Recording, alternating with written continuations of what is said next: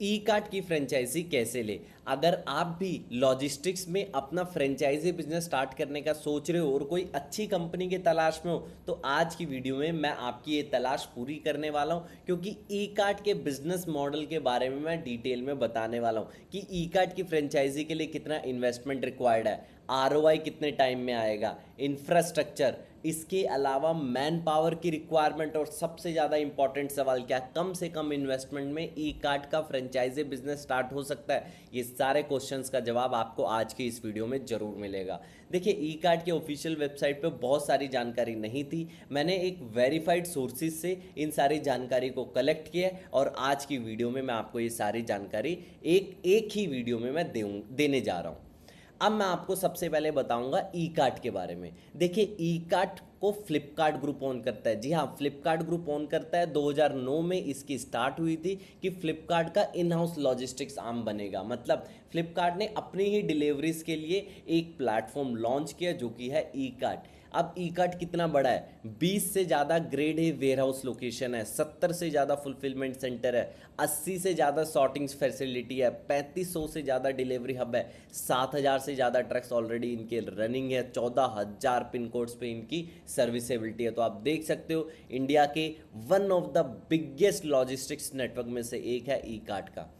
अब e cart को समझने से पहले, ई कार्ट को और ज़्यादा डिटेलिंग में जाने से पहले कि इसमें पैसा कितना लगेगा, इसमें फॉर एग्जांपल मैन पावर कितनी लगेगी, आरओआई कितने टाइम में आएगा, सबसे पहले आप ये समझिए इंडस्ट्री के बारे में कि इंडस्ट्री का इंडिया में मार्केट साइज़ कितना है। 230 बिलियन डॉलर का मार्केट साइज़ है इंडिया में एज ऑन 2024, और 2030 तक एक्सपेक्टेड है 350 बिलियन डॉलर्स को क्रॉस कर देगा। 8% के आसपास इसकी कैगर ग्रोथ है, तो आप मान सकते हो अच्छी ग्रोथ रेट, एक स्टेडी ग्रोथ रेट आप इस इंडस्ट्री में एक्सपेक्ट कर रहे हैं। और राइट नाउ इंडिया का 13 से 14% लॉजिस्टिक्स कॉस्ट जो जीडीपी का है वो इसमें जाता है। तो आप समझ सकते हो आने वाले टाइम में सरकार चाहती है कि जो जो 13 से 14% है ये 8 से 9% पे आए। तो इसके लिए इंफ्रा को बेहतर किया जा रहा है, इसके लिए सरकार इंसेंटिव स्कीम्स ला रही है, पे स्कीम्स ला रही है। तो सरकार को अपना काम हम करने देती है, लेकिन इंडस्ट्री एज ऑन डेट बहुत अच्छी है, ग्रोइंग इंडस्ट्री है और मरने वाली इंडस्ट्री नहीं है। ई कॉमर्स का बूम इंडिया में आने वाले टाइम पे बढ़ता ही जाएगा। क्विक कॉमर्स एक नया सेगमेंट बन चुका है। टीयर 2 और टीयर 3 मार्केट से सबसे बड़ा पुश आ रहा है। पहले हम मानते थे कि टीयर 1 से ही हमारा सबसे ज़्यादा माल बिकेगा ई कॉमर्स में, ऑनलाइन कॉमर्स में, बट आज के टाइम में टीयर 2 टीयर 3 ऐसे छोटे छोटे गाँवों से भी लोग ऑर्डर्स कर रहे हैं। तो ऑर्डर्स कर रहे हैं तो जाहिर सी बात है कोई ना कोई डिलीवरी कंपनी बीच में यूज़ होगी, चाहे डिलीवरी हो, ब्लू डर्ट हो या ई कार्ट हो। और अगर लोग फ्लिपकार्ट से ज़्यादा ऑर्डर कर रहे हैं तो ई कार्ट पे ही ज़्यादा क्या जाएंगे, ई कार्ट पे ही सारे ऑर्डर्स प्रोसेस होंगे। स्मार्टफोन का पेनिट्रेशन बढ़ते जा रहा है। आज के टाइम में डिजिटल पेमेंट्स ने एक नई वेव ला दी है और पॉलिसी टेलविंड, मतलब आप ये लगाइए ग्रोइंग मार्केट है। अब ई कार्ट का बिजनेस मॉडल कैसे काम करता है, इसके 4 ऑपरेटिंग पिलर्स हैं। Last mile delivery, warehousing, reverse logistics, मतलब जो रिटर्न्स होता है, रिटर्न्स, एक्सचेंजेस, पिकअप्स, ये सारा काम आता है रिवर्स लॉजिस्टिक्स में। और हाइपर लोकल डिलीवरी, मतलब सेम डे या फिर इन सम कुछ घंटों में डिलीवरीज, ये वाला काम जो क्विक कॉमर्स वाला काम है। ये 4 पिलर्स पे अभी ई कार्ट का बिजनेस मॉडल है कि लास्ट माइल भी करेंगे, वेयर हाउसिंग भी करेंगे, रिवर्स लॉजिस्टिक्स भी करेंगे और हाइपर लोकल भी हम करने वाले हैं। रेवेन्यू स्ट्रीम्स कितनी है वो यहाँ पे बताया गया है। Package delivery, fulfillment services, reverse pickup, partner operations.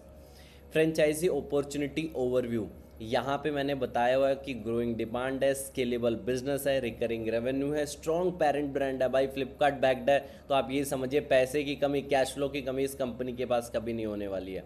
Opportunity कितनी बड़ी है, 1 billion parcel per month project किया जा रहा है 2030 तक। 1 billion parcel per day process होंगे हमारे अलग अलग प्लेटफॉर्म्स के थ्रू। तो सोचिए कितना बड़ा पोटेंशियल है।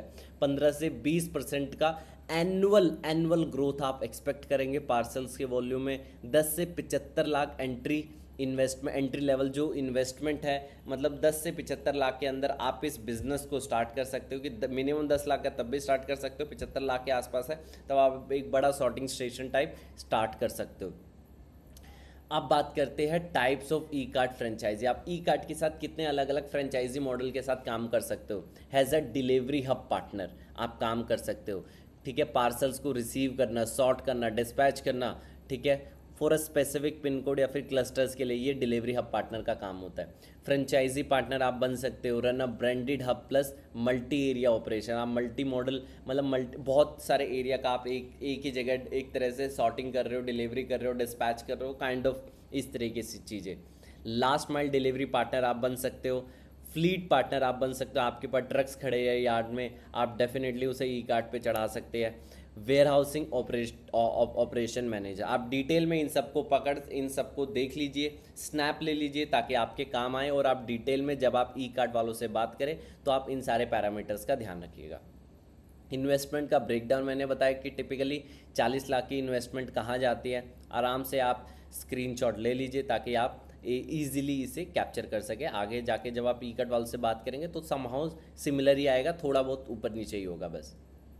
इंफ्रा की कितनी रिक्वायरमेंट है? इंफ्रा की रिक्वायरमेंट ऑफिस स्पेस बताया होगा कि कम से कम 600 स्क्वायर फीट का ऑफिस स्पेस होना चाहिए। आपके पास सॉर्टिंग एंड स्टैगिंग एरिया होना चाहिए।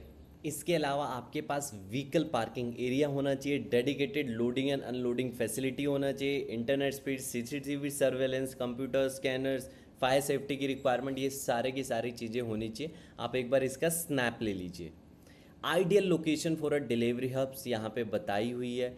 टीयर 1 सिटीज़, मेट्रो सिटीज़ में क्या होना चाहिए कि वहाँ पे हाईएस्ट रेंट एंड कंपटीशन होता है। टीयर 2 सिटीज़ में फास्ट ग्रोइंग सिटीज़ होती है, वहाँ पे रेंट कंपैरेटिवली थोड़ा कम होता है। तो आप यहाँ पे देख सकते हैं, थोड़ा आप स्नैप ले लीजिए। मैन पावर रिक्वायरमेंट, कितने मैन पावर की रिक्वायरमेंट होती है? एक फ्रेंचाइज मैनेजर होना चाहिए, ऑपरेशन मैनेजर होना चाहिए, फील्ड सुपरवाइजर होना चाहिए, डिलीवरी एग्जीक्यूटिव्स 20 से 60 होने चाहिए। ये सारे के सारे यहाँ पे बताई हुई है कि आपके पास कितनी मैन पावर रिक्वायर्ड होनी चाहिए। 2 व्हीलर, 3 व्हीलर और स्मॉल कमर्शियल वैन के कितने डिलीवरी फ्लीट की आपको रिक्वायरमेंट है, वो यहाँ पे आपको बताई हुई है। एक बार आप इन सारी चीज़ों का स्नैप ले लीजिए, ठीक है। अब हम आगे बात करते हैं technology and software setup, delivery tracking, route optimisation, GPS, telematics, ERP and billing, customer dashboard, analytics and BI. ये एक पावरफुल बैकएंड आपको यहाँ पे मिलेगा। ई कार्ट का सबसे बेस्ट, ई कार्ट या ब्लू डॉट की मुझे यही लगता है, इनका जो बैकएंड है, इनका जो टेक्नोलॉजी है वो सबसे बेस्ट है। अगर आप किसी भी डिलीवरी स्पेस की बात करेंगे, लॉजिस्टिक्स प्लेयर की बात करेंगे तो रेवेन्यू मॉडल पर शिपमेंट आपको यहाँ बताया हुआ कि आप अगर 1000 डिलीवरीज पर डे करते हैं तो पर शिपमेंट डिलीवरी कमीशन आपको कितनी होगी? 22 लाख। मंथली जो मंथली रेवेन्यू यहाँ पे बताया हुआ है। Pickup and reverse logistics fees बताई हुई है। Hub and management, COD handling बताया हुआ है। वैल्यू एडेड फुलफिलमेंट सर्विसेज, ये सारा ब्रेकडाउन बताया हुआ है कि ग्रॉस रेवेन्यू आपका इतना होगा पर डिलीवरी, और पर डे आप फिर इतना कमाएंगे 1000 ऑर्डर्स पे, और पर मंथ आपकी इतनी इनकम होगी। उसमें से सारे हम कॉस्ट माइनस करके नेट प्रॉफिट आपके पास कितना बचेगा वो यहाँ पे बताया हुआ है। एक बार आप इसे डिटेल में ज़रूर पढ़ लीजिएगा। डिटेल्ड आरओआई मॉडल यहाँ पे बताया हुआ है कि इनिशियल इन्वेस्टमेंट इतना है, डेली शिपमेंट्स आपके अगर इतने निकलेंगे तो रेवेन्यू पर शिपमेंट इतना होगा, मंथली ऑपरेटिंग कॉस्ट आपकी इतनी आएगी, ठीक है। आप इससे प्लानिंग बना सकते हैं कि आपका जो पे बैक पीरियड है, पे बैक पीरियड इस हिसाब से आप मान के चल सकते हैं 2 साल के अंदर अंदर में आ जाएगा, 2 से 2.5 साल के अंदर अंदर, ठीक है। एनुअल रेवेन्यू में से एबिटा इतना बचेगा, नेट प्रॉफिट इतना बचेगा। तो एक बार आप इस कैलकुलेशन को जरूर समझ लीजिएगा ताकि आप समझ जाएंगे कि कितने टाइम में पे बैक आएगा, उसके हिसाब से ही आप इन्वेस्टमेंट कीजिए। 3 ईयर प्रोजेक्शन, फाइनेंशियल प्रोजेक्शन यहाँ पे मैंने बनाया हुआ है, तो एक बार आप इसे भी देख लीजिएगा। मंथली ऑपरेटिंग एक्सपेंसेस कहाँ पे जाएंगे? एक्सपेंसेस फ्यूल में जाएगा, रेंट एंड इलेक्ट्रिसिटी में जाएगा, सैलरीज में जाएगा, मेंटेनेंस में जाएगा। ये प्राइमरी मतलब ये इन्वेस्टमेंट तो मंथली लगा ही रहेगा, ठीक है। ब्रेक इवन एनालिसिस यहाँ पे लिखा हुआ है कि बेस्ट केस 18 महीने, बेस केस 27 महीना, वर्स्ट केस 36 महीना, बट आप मान के चलिए 2 साल में आएगा ही आएगा आपका पे बैक, ठीक है। ई कार्ड जैसी फ्रेंचाइज में आपको 2 साल में मिल जाएगा पे बैक। ट्रेनिंग आपको क्या क्या ई कार्ड की तरफ से सपोर्ट मिलता है? ट्रेनिंग एंड ऑनबोर्डिंग सपोर्ट मिलता है। टेक्नोलॉजी जो ई कार्ड की है, जो ब्लू डॉट की जो डिलीवरी की है, वो हर जगह नहीं मिलेगी, तो आपको टेक्नोलॉजी का सपोर्ट मिलेगा, ऑपरेशन गाइडेंस मिलेगी, ब्रांड एंड मार्केटिंग सपोर्ट मिलेगा, प्रोसेस एंड एसओपीज मिलेगी, ऑनगोइंग अकाउंट सपोर्ट आपको मिलता ही रहेगा। कस्टमर एक्विजिशन इकोसिस्टम, ये सारा का सारा सिर्फ ई कार्ड की सरदर्दी है, कस्टमर को एक्वायर करना मेरी सरदर्दी नहीं है, क्योंकि फ्लिपकार्ट पे लाखों करोड़ों ऑर्डर्स डेली प्रोसेस होते हैं, और ऑलरेडी फ्लिपकार्ट में इतने सारे कौन हैं, इतने सारे फ्लिपकार्ट के पास सेलर्स है जो फ्लिपकार्ट पर नहीं अपनी वेबसाइट पर ही भेजते हैं। वहाँ से भी अपसेल बहुत होता है फ्लिपकार्ट के थ्रू कि भाई हमारी डिलीवरी पार्टनर्स को तुम यूज़ करो। D2C brand shipment, returns and reverse pickup, तो आपको यहाँ पे कस्टमर की तो चिंता ही नहीं करनी, कस्टमर का काम लाने का काम ई कार्ट का है, फ्लिपकार्ट का है। मार्केटिंग स्ट्रैटेजी, लोकल ब्रांडिंग में आपको मदद मिलेगी, फ्लीट ब्रांडिंग में, डिजिटल प्रेजेंस में, GBP के थ्रू और लॉजिस्टिक्स पार्टनरशिप्स के थ्रू। कॉम्पिटिटर एनालिसिस, यहाँ पे बहुत अच्छी तरह से मैंने बताया हुआ है कि e cart, delivery, Express Bees, Ecom Express, Shadowfax, Blue Dart, आज के टाइम में ये 6 डिलीवरी जो ओनर्स है, ये 6 डिलीवरी कंपनी है, वो सबसे ज़्यादा आपको ज़्यादातर इन्हीं के थ्रू ऑर्डर्स प्रोसेस होते हैं। तो इसमें एनालिसिस बताया हुआ है। अब आप सोचेंगे ई कार्ट सबसे बेस्ट है, ई कार्ट भी सबसे बेस्ट नहीं है। ई कार्ट भी बढ़िया है, डिलीवरी भी बढ़िया है, एक्सप्रेस बीज भी बढ़िया है, शैडोफैक्स भी बढ़िया है, ब्लू डर्ट भी बढ़िया है। तो ये आपके ऊपर डिपेंड करता है, आप किसके फ्रेंचाइजी लोगे। ऑन एंड अराउंड अगर आप वॉल्यूम वाइज बात करोगे, किसका वॉल्यूम सबसे ज़्यादा रहता है, ई कार्ट का वॉल्यूम कंपैरेटिवली बहुत रहता है, ब्लू डॉट का वॉल्यूम बहुत अच्छा रहता है, डिलीवरी, इन तीन का जो पर शिपमेंट, जो पर डिलीवरी है, एक पर्टिकुलर डिलीवरी आपको जो मिलेगा पर डिलीवरी, वो सबसे ज़्यादा मिलेगा। ठीक है।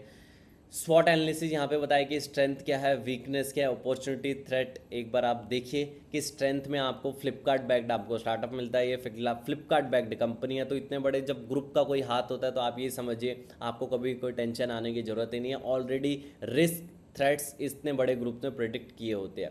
पैन इंडिया आपको इनका नेटवर्क मिल जाएगा। Strong proprietary, routing and tracking tech, जो टेक्नोलॉजी आपको ई कार्ट पे मिलेगी वो कहीं दूसरी जगह शायद ना मिले।